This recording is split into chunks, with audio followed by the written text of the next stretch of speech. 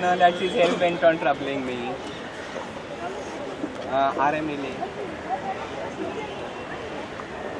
Oh my God, my God.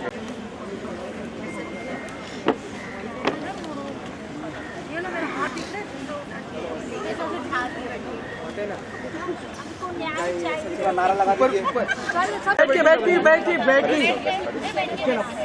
बैठ के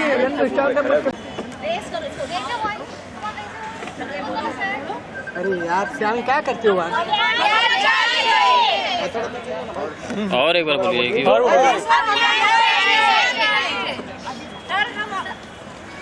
हम अजय सर के साथ हैं। हमको न्याय चाहिए, हमको न्याय चाहिए। एक साथ बोलिए। और बोलिए, एक साथ बोलिए, इतना जोर से बोलिए।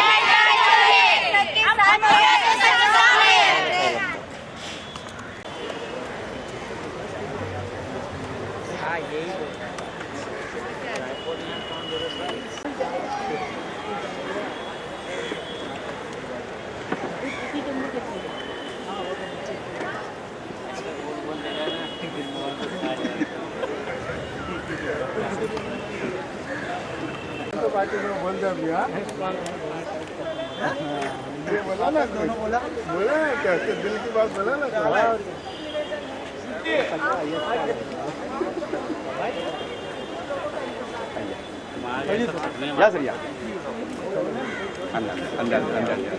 यहाँ के जो उपमहापौर थे भाजपा के अरुण देव जी, इन्होंने 2 मिनट में अपनी भावना यहाँ पे व्यक्त करे और स्कूल के पीछे वो खिले दौर से खड़े रहेंगे, ऐसा मुझे अभिमान है। अरुण देव जी माजी महापौर बीजेपी, ये ध्यान में रखिए। खड़े रहते हैं, फिर भी जो लोग बड़े हैं वो बड़े रहते हैं। मैं सर को जुबानी तो बहुत दिनों से जानता था, लेकिन अभी माजी करीब उससे कबल सन 2009 में मैं एक गांव से बिलोंग करता हूं। तो उसको मैंने खत भेजा है, जो खत मैंने कमिश्नर को दिया उसकी कॉपी भेजी है, बोला कि आपके जानकारी के लिए। और मैं ये भी बोला सबको भी आज ये जो निषेध पेरेंट एंड टीचर ने रखा है उस उधर जाके मैं करूँगा।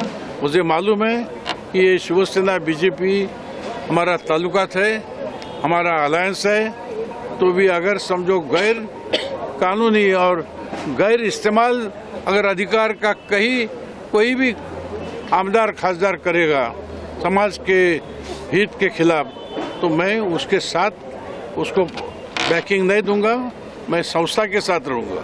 अजय कौल सर एक ऐसी शख्सियत है जिसको हर कोई जानता है, एक रोल मॉडल है, एक इंस्पिरेशन है। उन्होंने कोरोना के वक्त में या एजुकेशन क्षेत्र में बहुत उम्दा रोल निभाया। इसके बावजूद ऐसी शख्सियत को कोई बदनाम करता है, किसी रोल मॉडल की जा रही है, इसके बारे में आपके क्या विचार है? अजय कौल के बारे में तो आप सब जानते हैं, पूरी यहाँ के एरिया के लोग जानते हैं, यानी जाति धर्म का कुछ मन में हेतु नहीं रखते हुए अजय कौल करते।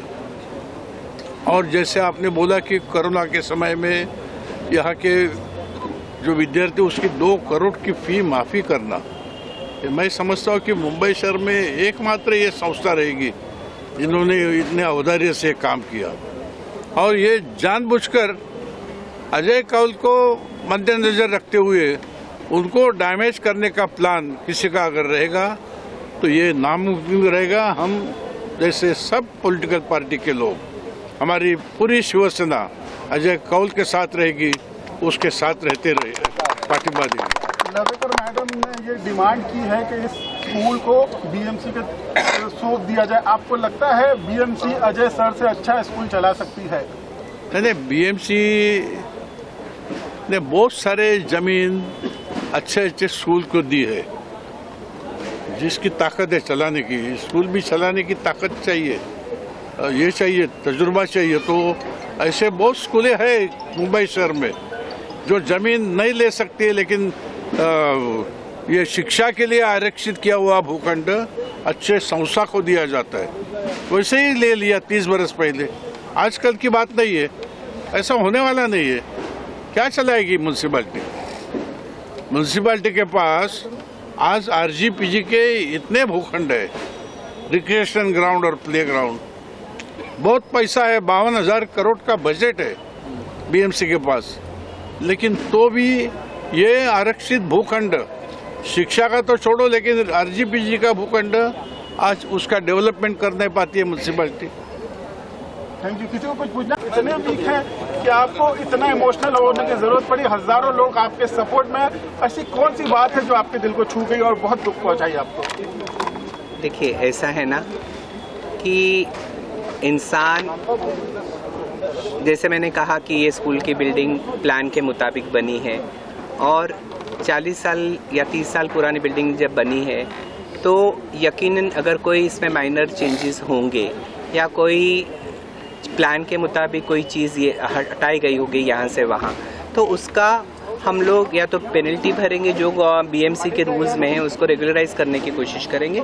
और अगर बीएमसी ने ये कहा कि भाई ये नियम में नहीं बैठता है, इसका डिमोलिशन होना चाहिए, तो यकीनन जो चीज़ें रूल्स में नहीं होगी तो हम रूल्स के खिलाफ जाके तो कुछ काम नहीं करेंगे। यकीनन वो जो भी हमें कहेंगे ये नियम के बाहर है, उसका हम डिमोलिशन खुद करेंगे। दुख उस बात का नहीं है या जितने एजुकेशनल इंस्टीट्यूशन पे उन्होंने इल्ज़ाम लगाए उसका भी मुझे दुख नहीं है, क्योंकि पिछले 42 सालों से BMC, state government, education department लगातार स्कूल के इंस्पेक्शन के लिए आता है और इंस्पेक्शन साल में 2 बार होता है, 6-6 महीने में इंस्पेक्शन होता है। उसी प्रकार से जब हम लोग बिल्डिंग प्रपोजल में हम लोगों ने सीसी के लिए अप्लाई किया तो उसके लिए या आईओडी पास होती है, उसके लिए बीएमसी अधिकारी आके बिल्डिंग का इंस्पेक्शन करते हैं। अभी वो कहते हैं कि ओसी नहीं ली गई है, तो अगर आप ऑनलाइन पे जाएंगे तो आप देखेंगे कि ओसी के लिए हमने ऑलरेडी अप्लाई किया है, लेकिन ओसी के कंप्लायंसेस इतने 30-32 होते हैं कि वो हमें कंप्लायंसेस पूरे करने पड़ते हैं। अभी 1-2 जो एनओसीज हैं वो आने के बाद हमें ओसी मिल जाएगी। और अगर आपको लगता है हमने वो, अगर आप मलाड के इसको ये देखिए, अगर आज जो प्रेजेंट जो बिल्डिंग में बैठे हैं इसका ऑक्यूपेशन पूरे 5 माले तक का है, और जो अभी कह रहे हैं कि आपने ये जो नियमों का उल्लंघन किया फायर एनओसी का, अगर आप देखेंगे सीआरजेड का, मैंने अभी आपको पेपर दिया कि सीआरजेड की एनओसी हमने ऑलरेडी गवर्नमेंट ऑफ महाराष्ट्र से ली है। कहने का मतलब क्या है कि सीआरजेड का क्लैरिफिकेशन तो बीएमसी दे सकती है क्योंकि उन्होंने परमिशन दिया है, उनको पता है कि नियम में क्या बैठता है।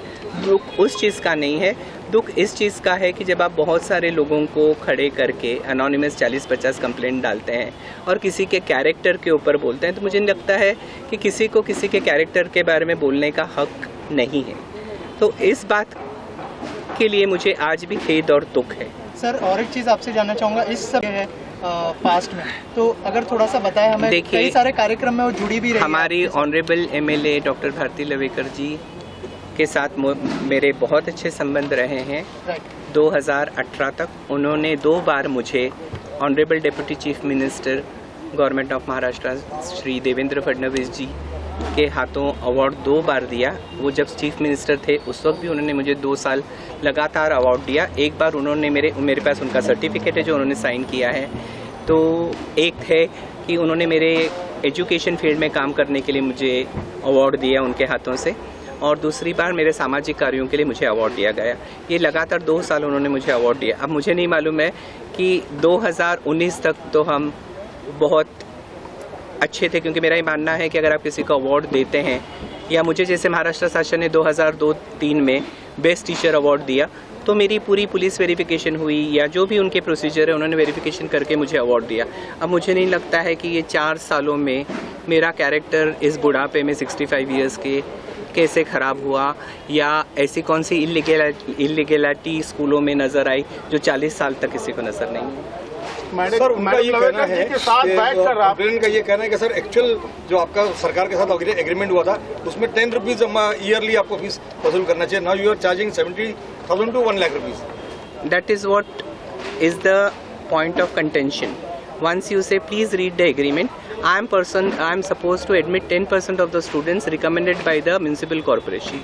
It is not 10% fees. It is students which are recommended by the municipal corporation. That is 10%. And as per the Maharashtra State Act and as per the Supreme Court orders, any educational institution, my fees is the most meager fees in this present institution. as far as the locality is concerned, because I am catering to the underprivileged class of the society. As far as you are talking about CBSE schools, CBSE school has its training, its syllabus, its curriculum, its teaching aids, its smart board. So the fees are charged, and that is also permissible as per the Supreme Court orders. Sir also कहा जा रहा है कि 1 rupees lease पे लिया गया था, उस बारे में अगर सर कुछ क्लियर। मैंने ऑलरेडी ये बात को बहुत डिटेल में क्लियर किया है कि 1 रुपी प्लॉट नहीं था। जब मेरे को सैंक्शन किया गया था उसकी रेट्स लगाए गए थे 300 रुपीज़ पर स्क्वायर मीटर, और चैरिटेबल ट्रस्ट होने के नाते उसका 10% उन्होंने कैलकुलेट किया। कैलकुलेशन के मुताबिक वो होता था 90,000 और 1,78,000 2 साल का ग्राउंड रेंट मैंने सिक्योरिटी डिपॉजिट BMC को भरा। उसके बाद क्योंकि ये 2 प्लॉट 1035 और बाजू का प्लॉट इक्वली दिया गया था, तो हमको दोनों इंस्टीट्यूशन को 1 रुपया चार्ज किया गया था। और 1 रुपया चार्ज करने के बाद आप घड़ी घड़ी ये जो कह रहे हैं कि 1 रुपये में दिया गया था, हमारे यारी रोड के प्लॉट को उन्होंने 15,80,000 रुपया लगाया था, जो हमने लगातार भरा। बलाड के प्लॉट को उन्होंने 2,80,000 रुपीज़ लगाया, जो आज हर साल हम भर रहे हैं। और एक बात है ना कि 1 रुपया देने के बाद तो आप प्लॉट की बात करते हो, उसका कंस्ट्रक्शन, उसके टीचरों की पगार, उसके नॉन टीचिंग स्टाफ की पगार, उसका मेंटेनेंस, बच्चों का बेंचेस, डेस्क, स्मार्ट बोर्ड्स, या जो मुझे असेसमेंट BMC लगाती है, जो मुझे टैक्सेस लगाती हैं, और जो इलेक्ट्रिसिटी बिल जो आज स्कूल का 2 लाख के करीब है महीने का, तो मुझे नहीं लगता कि वो 1 लाख रुपए में इंक्लूसिव है। ठीक है।